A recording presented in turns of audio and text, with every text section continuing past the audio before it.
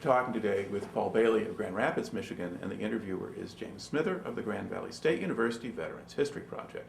Okay, Paul, start us off with some background on yourself, and to begin with, where and when were you born? I was born in Lansing, Michigan. My father was a tool and die maker in a factory. What year were you born? 1936. Okay. Had your father had steady employment in the 30s, or? Pretty much. Tool and die maker. My whole family was mechanical. My grandfather was a blacksmith, so everybody built things, and so becoming a tool and die maker was a natural for him. He quit school in the 8th grade and went to work in the shop, and was never unemployed as far as I know. He always had work as a tool and die maker. All right. Now, you were a little kid during World War II. Do you remember much about life at that time? Yeah, I do. I remember that my father was an air raid warden captain, and he had these big steel helmets that people had to wear during air raid warden time. And when they would have these blackouts in the city of Lansing, everybody had to turn all of their lights out. And if they had a light on, they were supposed to cover it with a blanket. And then the air raid wardens would go out and check on the residents who might have a leaky light coming in somewhere that they forgot to turn off. But then after the war, we remembered playing with those white helmets. They were steel helmets, and they were very heavy. But as kids, you play with those helmets. They were white, and they had that civil defense symbol on the front of them. And that was kind of interesting times growing up. Okay. Now, as you were getting older and toward the end of the war, were you kind of following at all the news of the war, what was going on, or? Not really, because I would have been in junior high school or in elementary school at that time. And but my brother, who was 10 years older, was in the war. He was in the Navy all during that time, and he guarded prisoners in Jacksonville, Florida, German prisoners that had been brought to this country. All right. Now, let's see. So, when did you finish high school? In 1954. Okay. So you had been in high school during the time when the Korean War was going on? Yes. All right. Now, while that was going on, were you expecting it to last long enough for you to be drafted and go in it, or did you not think about that? Never thought about that. I just felt it was sort of my duty to join the Army and get it over with. Okay. So I enlisted before while I was in high school, so that I graduated on Friday night and left for the Army Monday morning. Okay. And then, but that's 1954, so Right. that's the year after the Korean War sort of, well, the armistice is in place anyway, Right. at that point. Now, were there still a lot of people getting drafted at that time? There were a lot of people in my first companies that were draftees, and so I had sort of wanted to become a member of the Michigan State Police, but that wasn't in the cards at that time, so that's when I opted to become a military policeman. That was my goal. Okay. Now, was that a preference that you indicated when you enlisted, or did you decide on that later? No, I decided before I enlisted I wanted to go to the military police school. And so of course they sent me to Camp Chaffee, Arkansas for basic training. All right. And then we got 2 weeks off, and then we went to Fort Stewart, Georgia. Okay. Let's back up and talk a little bit about the basic training experience. First of all, what was Camp Chaffee like? Hot. Being from Michigan, it was hot. I never got, my skin used to just prickle from the heat. And we trained, we had to get up 2 o'clock in the morning to go to training, because after 10, 11 o'clock in the morning, it was just absolutely too hot to train. And I remember even when we did train, they lined us up, made us take our outer shirts off and just t-shirts, and they would hose us down with water to keep us hydrated and so on. And at that time, they had blister bags full of salt water. The thing was, you had to drink salt water. It tasted terrible, but they said you need to drink it to remain hydrated. And one night it went down to 70, and we closed all the windows. We were freezing. It went down to 70 because it had been in the 90s and hundreds all week, all 8 weeks that I was there. Very, very hot. And in Michigan, we don't have hot weather like that. And I remember trying to write a letter home, and the sweat just rolled down my arm, on my elbow, and the paper I was writing on was all wet. Mm-hmm. And of course, there wasn't that much air conditioning. Nothing was air conditioned in those days. I mean, there were a few things air conditioned, but nothing like we have today. No, but the barracks weren't air conditioned. No, or anything barracks else weren't like air that. conditioned. All right. Now, what did the actual training consist of? Well, a lot of marching and learning to shoot, and rifle marksmanship, and physical fitness, and it was tough training. But the toughest part was the heat. Mm-hmm. You had to lay down in the rifle ranges had cinders that you laid down in, but in the daytime those would get very, very hot, and then even they were still hot early in the morning when we'd go out to train. And the road marches where you put all your stuff on your back and carry it, they actually limited some of those because of the heat. Okay. And how easy or hard was it for you to adjust to life in the Army? I don't really remember that being a big adjustment.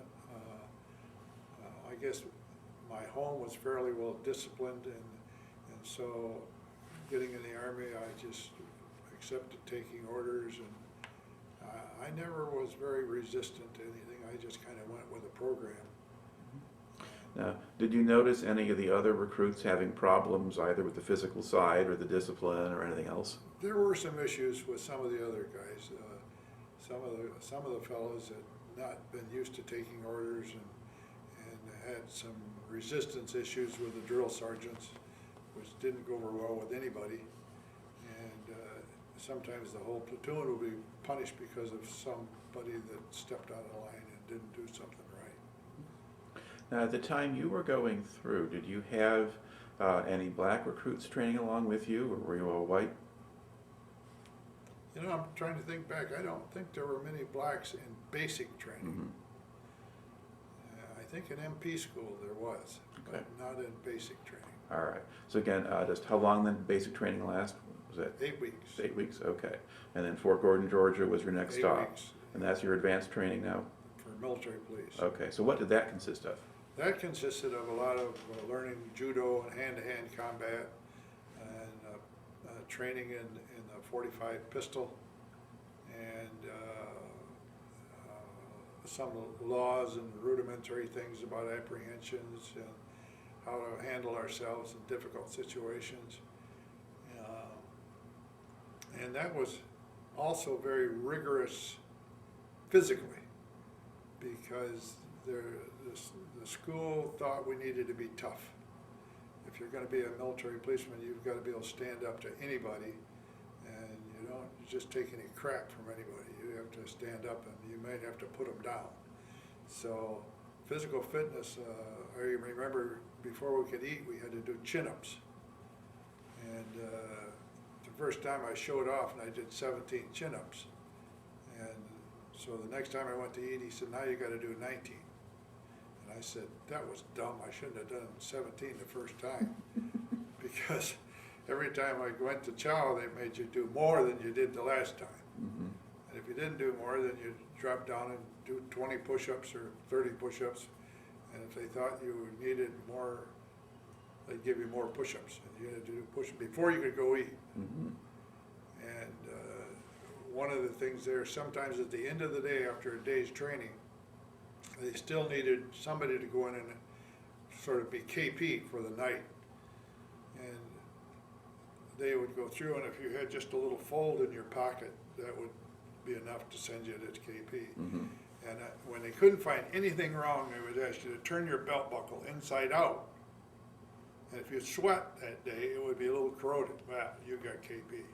So they always had to find something to get somebody to go on KP every night.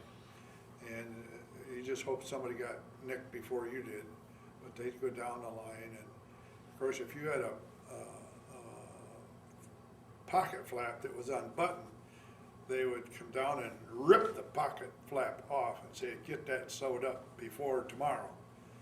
And it was a spit and polish outfit, because we had, everything we had to be polished, and so some of the guys would polish one set of boots and really make them stand tall, put them under the bunk, and leave them that way. Well, they wanted you to wear one pair one day and one pair the next, so they marked them. If they come in that morning and your marked boots were there, you got gigged and sent for KP that night, because you had to switch. You got to keep all your shoes polished. And they had, the foot lockers had to be laid out just so. Every item in a foot locker was a diagram, and every item, shaver, toothpaste, everything had to be in a very, your socks, and everything had to be just exactly in the right spot. And so, and our barracks were inspected every day. And I remember one night, I had guard duty, I think it was, that night, and I walked at night, and so I carried my rifle, and when I got in the morning, they said, you were in charge of quarters, so they always left one soldier back as everybody went to training. So if you went back, then that was your job to spiff up, do the last minute polishing on everything in the barracks so that it would pass inspection. We were inspected every day. So I got the barracks all ready for inspection. And lo and behold, my company commander was teaching a class on how to inspect that morning. So he had a bunch of I'm not sneeze or not sneeze, but didn't want to interrupt you. Okay. He had a bunch of lieutenants that he was bringing through and showing them how to inspect. And he says, for example, Bailey, get your rifle out and show him your rifle. Well, I knew my rifle wasn't clean because I'd been out in the elements all night. And so there was just a hair of rust on it. I mean, you couldn't hardly see it, but they noticed it. And then he put white gloves on and he went over all the windowsills and doors to see if there was any dust that I'd missed, which I knew he were going to do that, so I had already dusted everything. Everything else was right. So the only thing he found wrong was my rifle. And it's just because I was working as fast as I could to get it ready, and they came in kind of unexpected for the inspection, so I wasn't quite finished yet. And my rifle was the only one in the rack because everybody else was out training. So I remember that very distinctly. And then when I went in to eat lunch that day, the company commander called me over to his table, and I thought, oh, I'm going to get it again. And he said, then he apologized to me. He said, we took unfair advantage. You were on guard duty all night, and once the inspection's over, you can go back to bed and sleep. And so he apologized for catching me off guard and making me feel kind of stupid on the spur of the moment. He said, we won't hold that against you. But MP school was supposed to be very tough and very demanding, and because we were expected to be really good examples of the military. Right. Like I said, our uniforms were supposed to be impeccable at all times, and we were just supposed to be tough. That's all there was to it. Okay. Now, while you're at Fort Gordon, did you get a chance to go off the base at all, or did you just Never stay? did. Okay. Never did. No. Never left the base. I didn't do that in basic training either. Never left the base. And then I think I went right from there to Fort Jackson, South Carolina. Okay. And that's your first regular assignment then? First regular assignment. Okay. So what was at Fort Jackson at that point? Actually, the 1st Airborne Division was there, Screaming Eagle. Okay, so 101st? 101st, yeah. And the only, I did regular MP duty there, but because it was my first assignment, I worked with a sergeant. He taught me the ins and outs of MP patrol and that sort of thing. And I do remember one really humorous incident there was, for some reason or other, the Army always paid in cash. So we had, before payday, they'd bring in just a huge amount of cash and just set it on a table. They didn't have vaults for it or anything. And some other recruit who I didn't know anything about the Army, I don't think. I mean, it was a very basic recruit. They told him to go to the finance building and guard the money. Well, it's pretty boring on a military base at night because things are very, very quiet. And this guy decided, and they gave him what's called a military grease gun, which he was not trained in. And about 2 o'clock in the morning, he decided to experiment with a grease gun. And he shot and hit the fire extinguisher, which was one of those soda acid fire extinguishers that bounced off the wall and made a mess in there. And I was on duty that night, and we get a call, shots fired at the finance building. So we had all kinds of MPs. Every MP that was on duty proceeded to the finance building. And when I got there, I was on the outer perimeter patrol. When I got there, they had him in custody already, and he was just apologizing. He was scared to death of what he had done. And because we had commanders and colonels and generals and everybody showing up at the finance building, finance officers, what could possibly go wrong? And some guy just got bored in the middle of the night, shot the fire extinguisher, and that'll get your attention. So that was kind of humorous when it was all said and done. But So what were your regular duties at Fort Jackson? well, just we'd patrol the base, and if somebody was speeding, we'd stop and write them an apprehension disciplinary report and send it to their company, and we would check vehicles, and if there was, like I say, if there was a traffic accident, that was our responsibility. And we didn't really have a lot of crime. Once in a while there was a crime. The deputy sheriff from the local town chased somebody onto the Fort Stewart one time, and he said the guy was shooting back at him, and they called us in.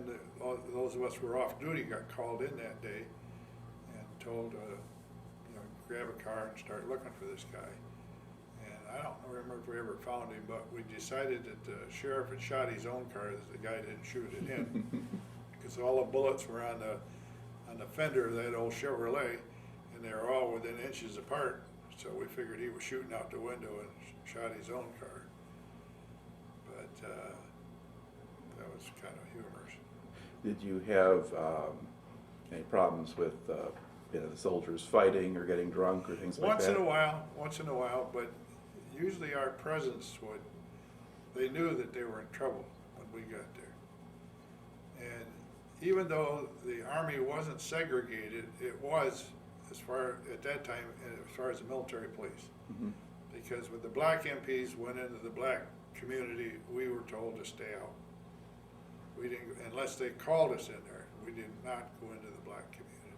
Okay, so this is if you're going off base to bring back in people? Hinesville, Georgia. Mm-hmm. And other places, maybe surrounding communities around Hinesville, Georgia, where black MPs or black soldiers might live or might be, Mm-hmm.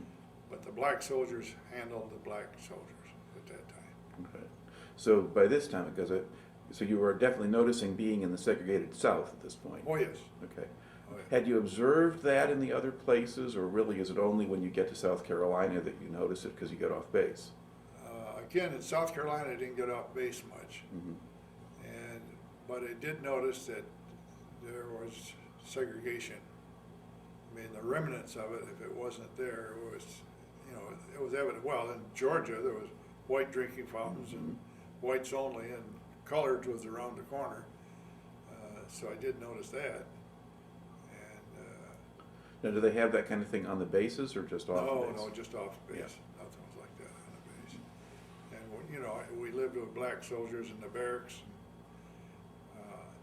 Because in 1956 I got married, and so we lived in married housing, and there was no problems as far as married housing. Mm-hmm. Yeah. But it's still a situation where in the 50s the South is still segregated. Jim Crow is still in place, but it doesn't affect. But the Army is already moved Pretty well past integrated by that time. Yeah. Okay. How long did you wind up spending at Fort Jackson? I think just a few months, Mm-hmm. maybe 2 or 3 months, because that would have been that was a few months probably, because I left Fort Jackson and went to Korea from Okay. there. All right. Now, were you expecting to get an overseas assignment, or did it just come out of the blue? Oh, this is kind of funny too, because I walked in, they said there's some openings if any of you want to go to the Far East. And I thought, Far East, man, I was thinking Japan. And I heard so many good things about Japan. I thought, I'd like to go to Japan.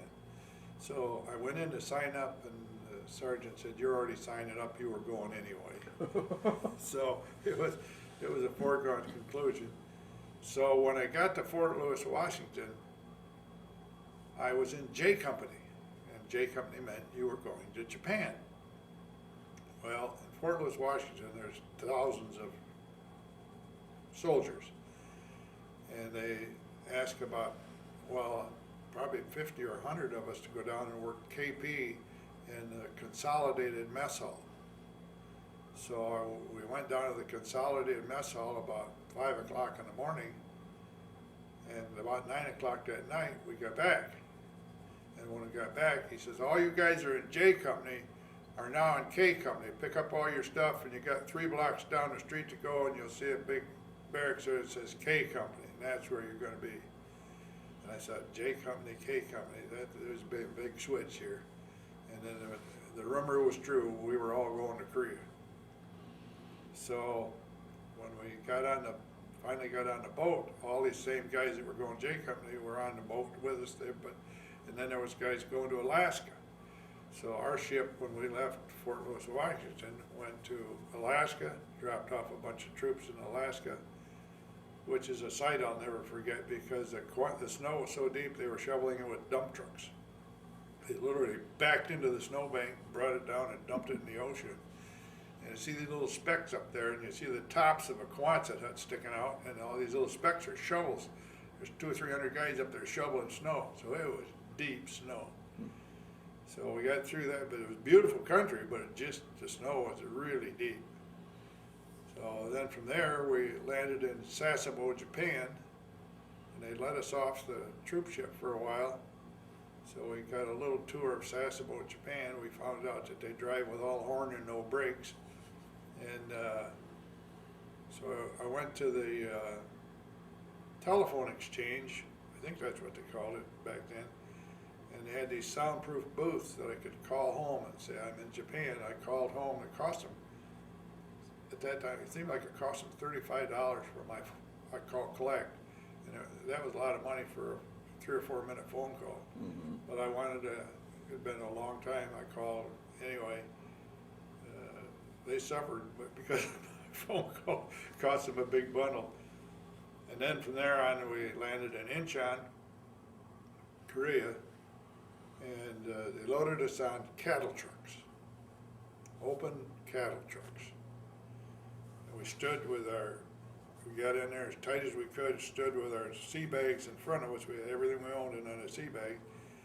And a guy yelled, I think we can get 6 more on here. Pull ahead and jam on the brakes. So we pulled ahead and jammed on the brakes, and we all slid forward just a foot or so, and a few inches, but that was enough to get 6 or more guys on there. And then we went to from there we went to some kind of distribution hub, and then they put us on trains.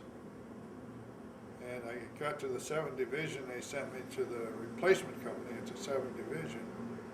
He said, where are you headed? And I said, I'm an MP. Well, he said, they'll be down to get you tomorrow morning.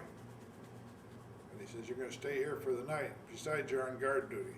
Hand me an M1 rifle and about 50 rounds of ammunition.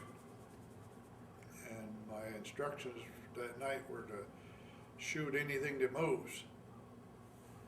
And here I was, this 18-year-old kid just out of high school, and handed an M1 rifle with all this ammunition and bandolier of ammunition, and told to shoot anything that moved. And I grew up hunting, and I said, I don't shoot anything unless I got a target.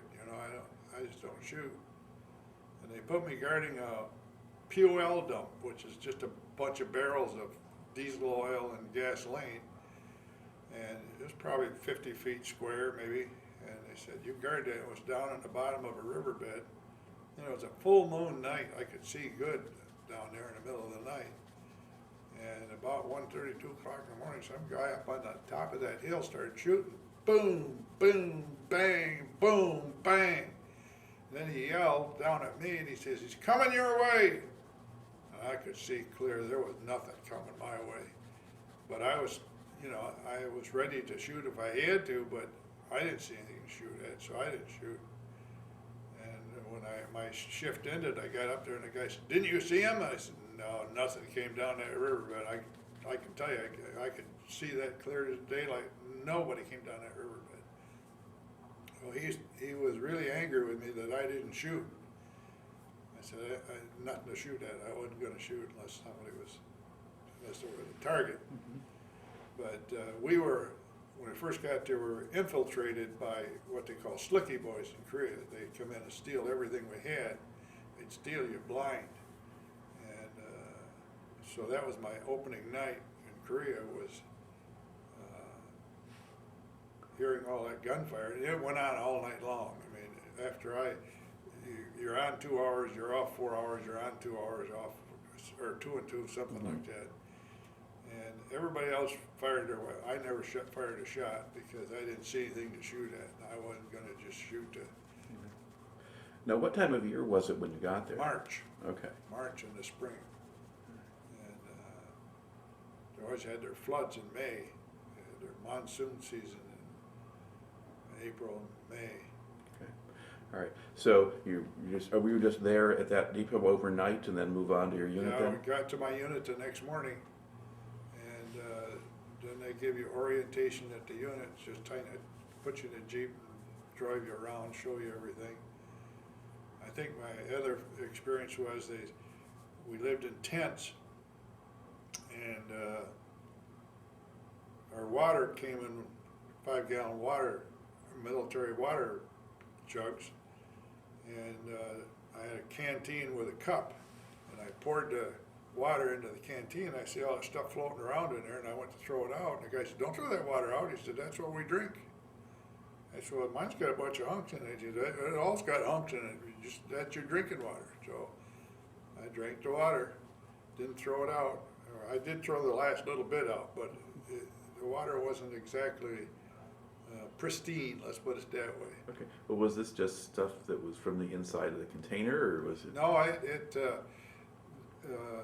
think I don't know where they got the water. I think somebody said they got it out of the river and then they ran it through a kind of a purification Mm-hmm. deal, and but it was canvas bags with stuff in it, and then it went into the big water tanks, and then each company went over and got their water tank filled, and then they'd bring it back, and then you'd fill these 5-gallon jugs from that water tank, and each barracks had a 5-gallon water jug.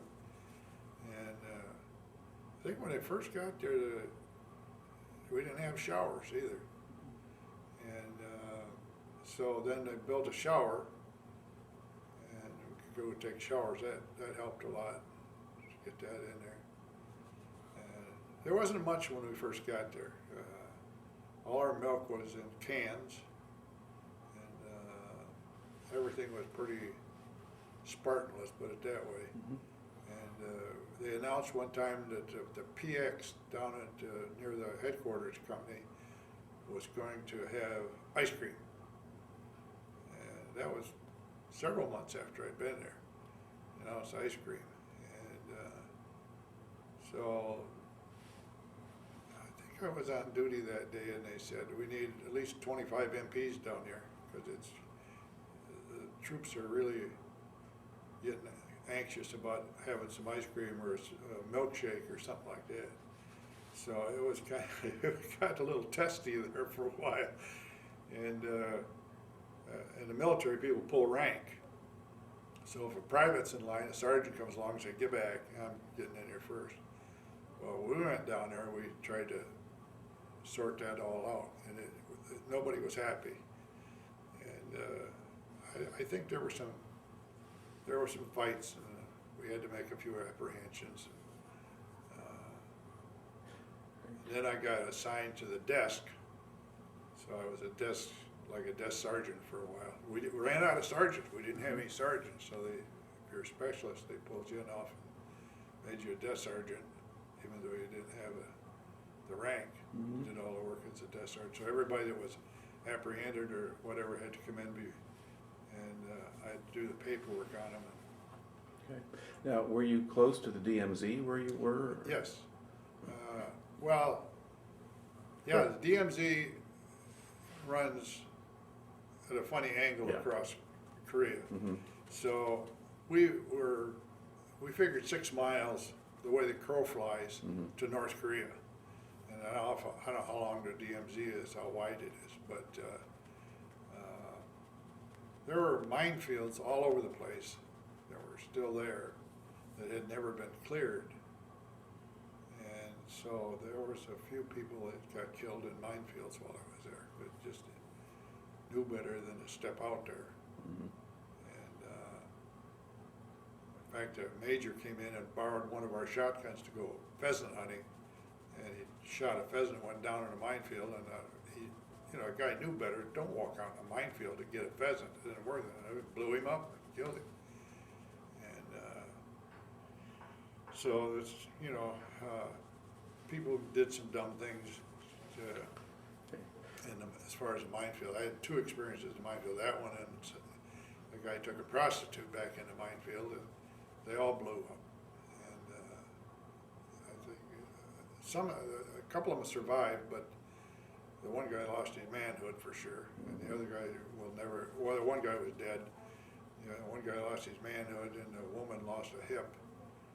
And I was personally involved in that one because I had to go out and help them extract the remains out of there. And it was at night, and you couldn't see.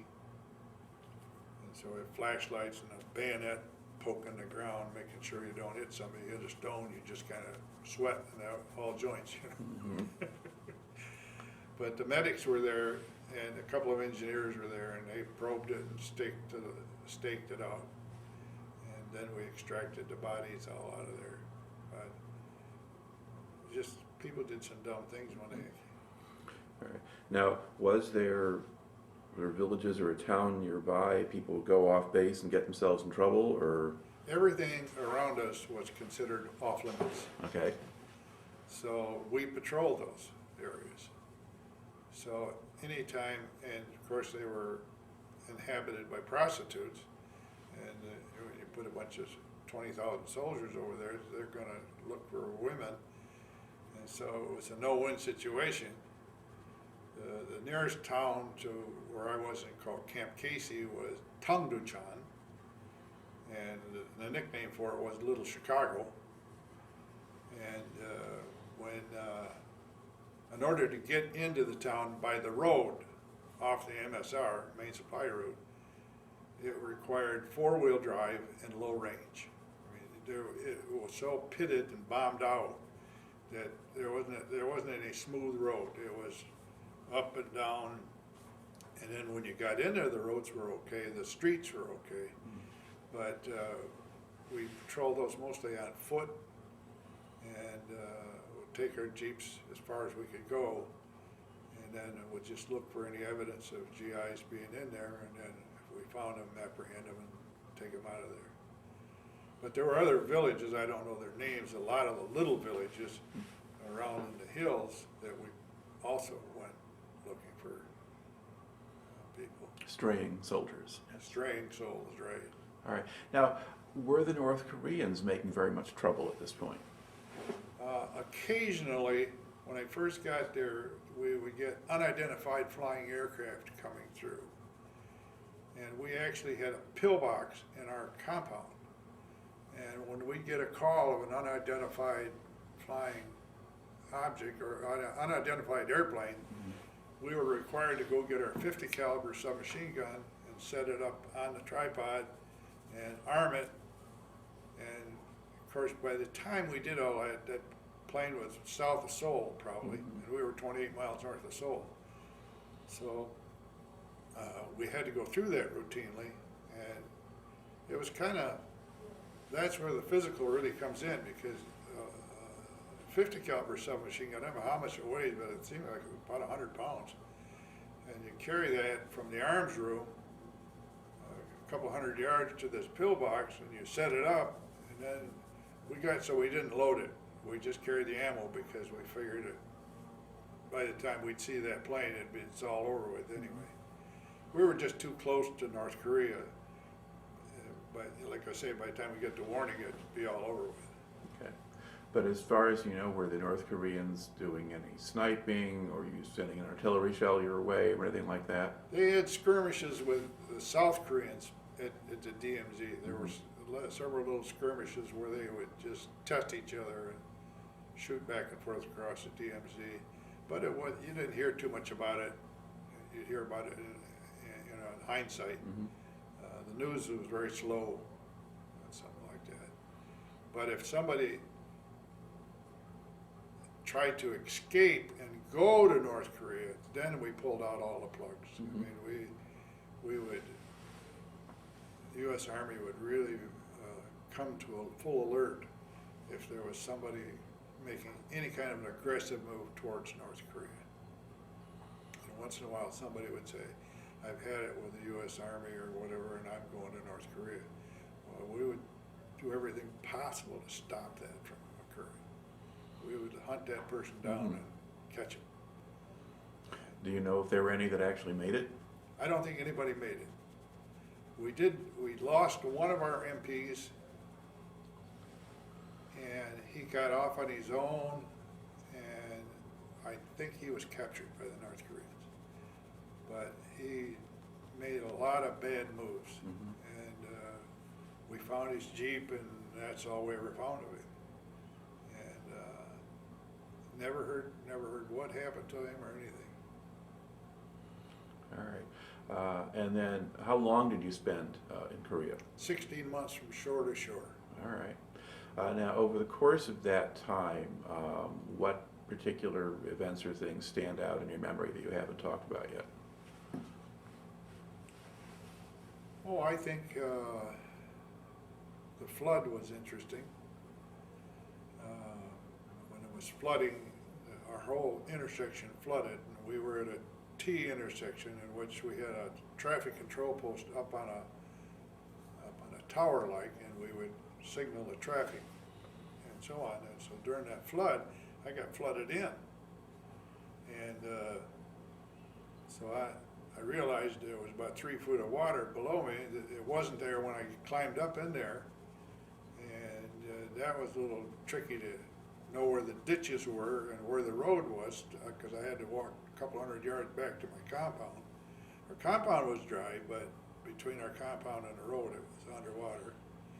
The other crazy thing that happened, this is before the flood, I'm up there directing traffic one time, and I see this 2.5-ton truck come by, and there's a guy I went to high school with in the back of the 2.5-ton truck, and he was with the quartermaster company, was just over the hill, and because we had an airstrip right there with a small reconnaissance plane, L-19s and L-20s, but he was in the quartermaster company just across, wasn't that far away.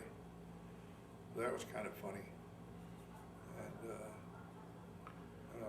one other story about Korea that I remember vividly, we went on bivouac. So we'd been on a bivouac, and they said, okay, we're moving. And so we moved. It was at night. We got to this new place at night, set up our tents at night. Everything was at night. So we all went to bed as soon as we got our tents set up. And then early in the morning, I guess we were there a couple days. And the first morning I got up and I walked out to the road, didn't have any idea where we were because we wasn't familiar. We didn't get out of our compound that much. So we were out in the middle of nowhere as far as I was concerned, but still in Korea, of course. And being an MP, I see this Jeep coming down the road just absolutely flat out, speeding, really flat out.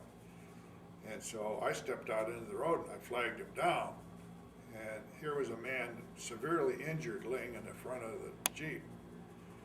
And I knew that there was a medic station right there where we were. And so I said, we got medics right here.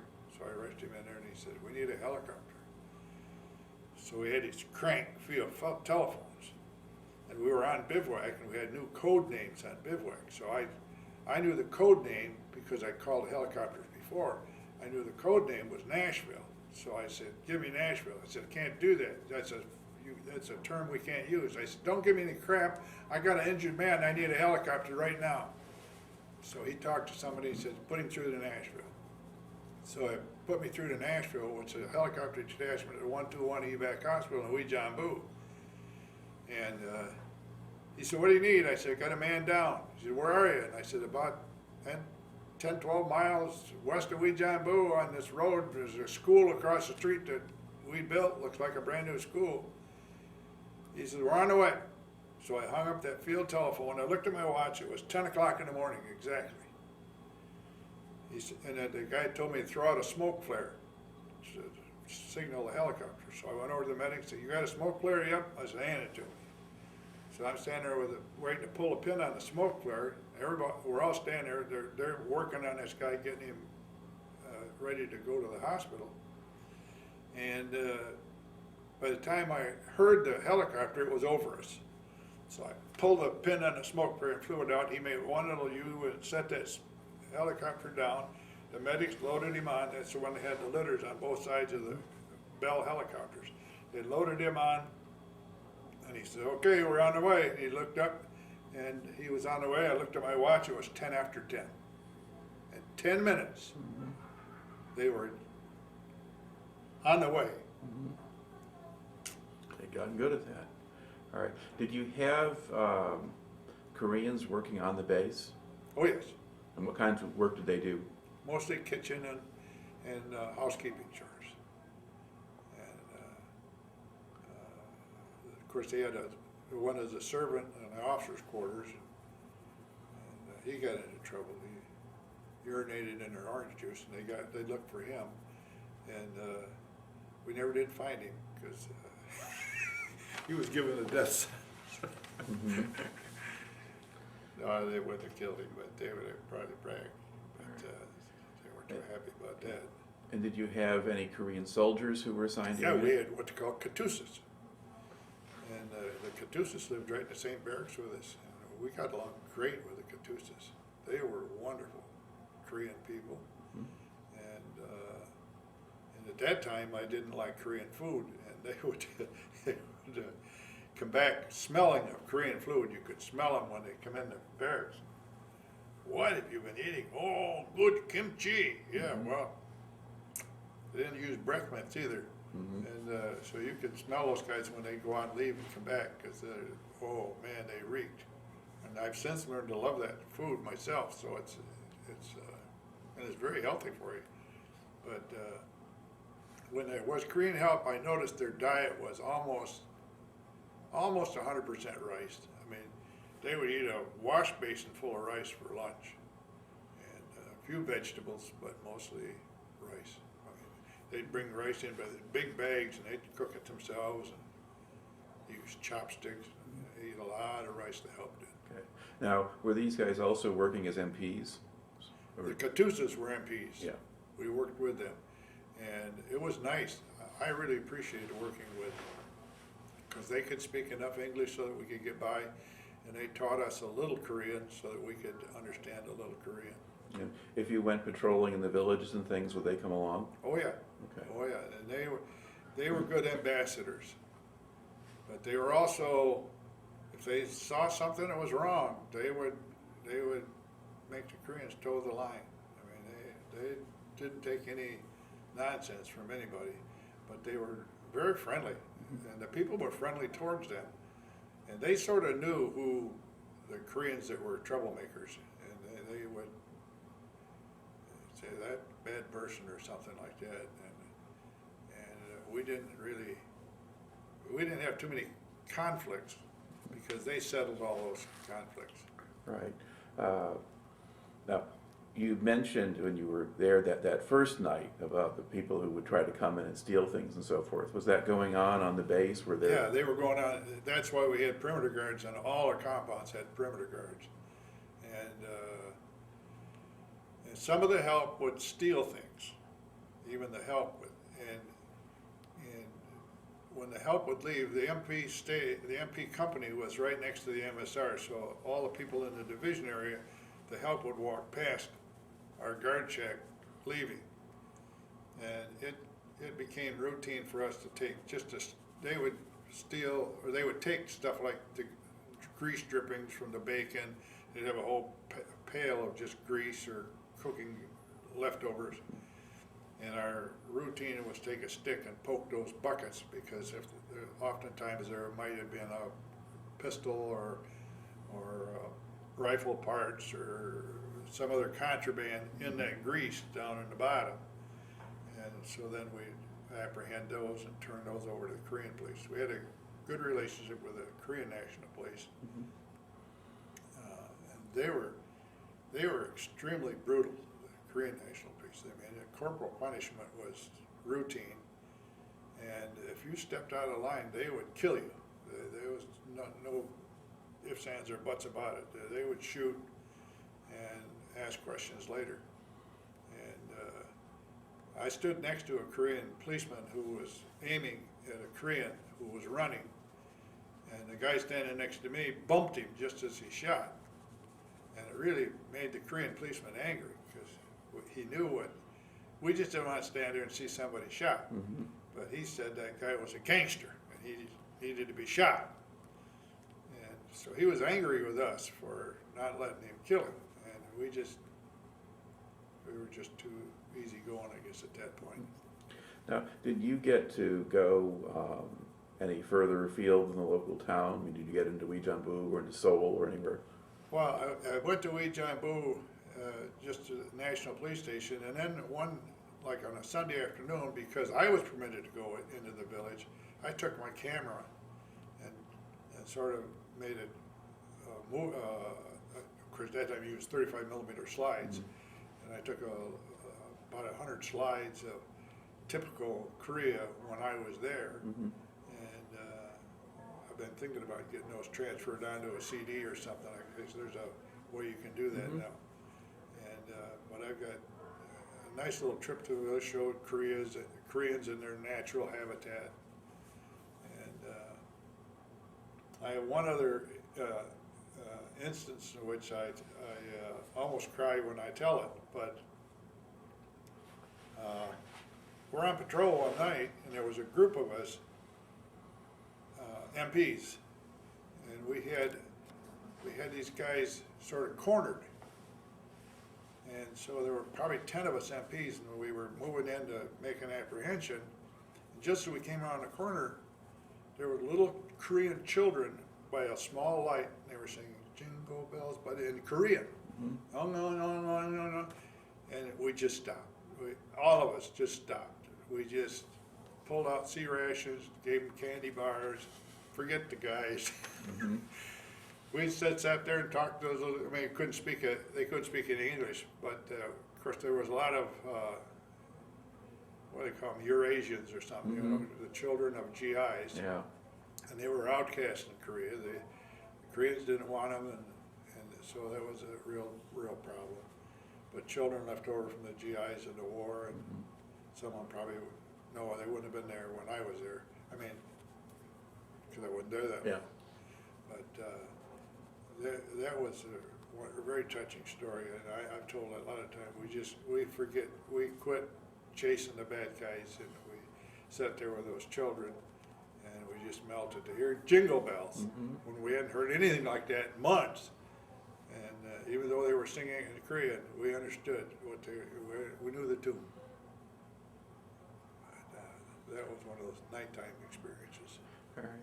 But did you get any leave time or R&R or anything like that? We did. I got to Japan, and that was a very, very nice experience in a Special Services hotel. The second time I got to go to Japan, our orders came in late in the day. And so we're hitchhiking to Incheon, to Kempo, to get a flight out to Japan, to Tachikawa. And military kind of shuts down in the evening. So here comes this Korean civilian Jeep. And we were kind of apprehensive. He says, and the guy sitting in the front seat says, jump in. Where are you going? I said, we're going to Kimpo. Well, he says, my name is Dr. Charles W. Choi. And he says, I went to Syracuse University. I'm a professor of, and he went on, he was a professor of engineering or something like that. And I said, well, this is great. And he said, I'm going to Seoul, but my driver will take you on out there. He said, I did a lot of hitchhiking when I was in your country. He said, when you get to Japan, look up my family. He said, I got a couple of daughters. I said, oh boy, this old boy from Alabama and I, this is really a setup. So we got to Japan, and I made a call, called his family. They invited me out. I had to take a train out there, found the family. They invited me in. Of course, I had to take my shoes off at the door and all that sort of thing. When in the military, you're wearing boots all the time. I took my boots off at the door, and they fed me some banana stuff I'd never eaten before, but it was all right. I mean, and he said, my daughter will take you around and show you the sights of Tokyo. So I went with her, and she went on a cab driver. It wasn't really a date, it was just sort of an excursion. And my buddy from Alabama, he didn't go. It was just as well, because he kind of stayed drunk most of the time we were over there. And I think he would have spoiled the whole thing. But for me, it was a very educational experience. I really appreciated the family. And it was nothing sexual or anything about that encounter. It was just a very nice family, and they took us in, and just were very, very nice to me. And so that was a very interesting experience. When you're scared to death, or you get in a Korean civilian jeep, because you don't know who's back there. Because people that can afford a jeep can be really bad people at that time. And we were unarmed, because we're going, most of the time we carry our arms with us all the time. But when you're going unarmed, you have to check your arms, the arms room. But yeah, that was an experience to meet a professor from Syracuse University, who had taken his training there. Okay. Now, how much communication did you have with people back home while you were in Korea? Mostly letters, and then my mother would send packages and send cookies. That always went over good sometimes. It was mostly crumbs by the time it got there. But if she sent them in aluminum, you could make a funnel out of them and eat the crumbs. But they didn't survive the bouncing around at the military post offices provided. All right. Now, you also, aside from pictures, picked up at least one souvenir out of Korea, and you've actually got it over here if you wanted to pick that up and kind of hold it up higher. There was a Korean craftsman who came around, and you hold it up a little bit higher. There we go. Yeah. And he said, write down on a piece of paper my name and what I want on it. And he said, for 2 cartons of cigarettes, I'll do this. So he said, you give me 1 carton now, and when I come back, you give me another carton. So I did, and I kept this ever since. Okay. So it's got your name on it, identifies your unit, and it's got the U.S. flag and the UN flag and the South Korean one on it. And what else have you got on the bottom there? Just the years I was there. Well, that's the Hourglass Division is the 7th Division patch. And the cross pistols are an indication of the MPs. Right. And then You've got your dragon through the whole thing. All right. Yeah, so we got that. Okay. All right. So when do you then get to leave Korea? When do you get to go back to the States? I got back in June of '56. Okay. And how much time did you have left on your enlistment? Seemed like about a year. Okay. So I went there, then I went to Fort Stewart, Georgia, and resumed military police patrol duties. Okay. Now, was that when you got married, when you were back at Fort Stewart, Yes. as opposed to being at Fort, because you mentioned being married back at Fort Jackson. Well, between Korea and Fort Stewart. Okay. So they gave you some leave time when you got back from Korea, Yes, right? I think I got, I don't know how much I got leave time. Okay. All right. And so what was that last year at Fort Stewart like? Well, that was just normal police duties, and course, driving cars, which I've been driving Jeeps for 6 months, and now I get a car. That was different. And again, the military base is a fairly well disciplined base. So if somebody steps out of line, you know, you're right there, and you write them up. And of course, then we also had civilian traffic at Fort Stewart. So we apprehended a lot of people who were hunting on the military reservation illegally. And then the federal magistrate would come in and hold court, and we'd have to go and testify that we caught this person. And he was, the fines for hunting illegally on the military reservation were very steep, even at that time. They would confiscate their shotguns or rifles, and sometimes it would be $1,000 fine. And I've seen them pull $1,000 out of their wallet and pay the fine. So I didn't see anybody I never saw anybody go to jail, but trespassing on a military reservation. So these were not just poor people looking for dinner. No, these are, well, I don't think those people we caught. Okay. That was 280,000 acres down there in that Fort Stewart, and we did.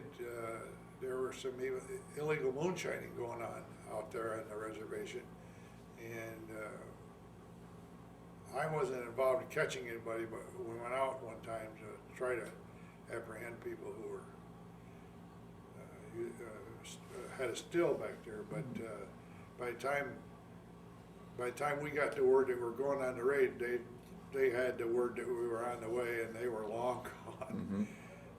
The news, you can't surprise anybody down there that's in that business. They have a second sense that they've been caught. So they flee long before we get there. But it was a large military reservation, and there were some bad accidents down there and that sort of thing. But other than that, Okay. And then your wife was living with you on the base then at that point? Yes, we were living in married housing. Okay. Did she have a job of some kind? Or? She worked on the base at the health center. She was secretary in the health center. She had to get used to the differences in languages of people down there. And people said, go out and roll your glasses up. And she said, glasses, your windows in your car. They were referring to the windows in the car. And so a lot of little terminology that we had to learn living in different parts of the country. Okay. And did the Army make any effort to encourage you to stay in? Oh yeah, they really put the heat on at the very end. They gave me all kinds of incentives, and I said, no, I don't think so. You know, so I said I would re-enlist if they would send me to CID school, Criminal Investigation Division. Well, that school's been full for several years. They only take so many candidates for that. I said, that's it. That, if you promise me that, well, we'll put you on the list. No, not on the list. I got to have assured orders that I'm going there. And without those orders, I'm out of here. But my company commander and my first sergeant went to church with them down there at the chapel. So that, you know, we weren't strangers. In fact, in the chapel, we were kind of buddies. But then once you get back to your unit, we understand the chain of command. But one little addendum to all this was in 1993, I got a chance to go back to Korea with a group of pastors from Michigan. And that was a real eye-opening experience because I did get a chance to go back up to Tongduchan. And what used to be a road that took four-wheel drive to get in is now a four-lane freeway coming in from the south. So to see that country, the difference between the 1950s and 1993 was daylight and darkness. There were no tall buildings left in Seoul in the 50s. Everything was destroyed or knocked down. And now we ate dinner in a 60-story Hyatt Regency hotel building in 1993. And they were getting ready to host the Olympics shortly thereafter. They had a great deal of publicity about how good their country was, and they didn't underestimate it. They had done a tremendous job of rebuilding that country. All right. Now, when you're leaving the military, did you know what you wanted to do next? Well, I wanted to get back into police work, Mm-hmm. but God had different plans for me. I felt called to ministry, and so I kind of, after a couple of years of police administration, public safety, I opted for ministry, and I went off to college, became a United Methodist pastor. All right. Okay. Well, that I think gets about to the end of the story. It's also the end of this particular tape. So I'm going to close out here by thanking you for taking the time to share the story today. Thank you very much. All right.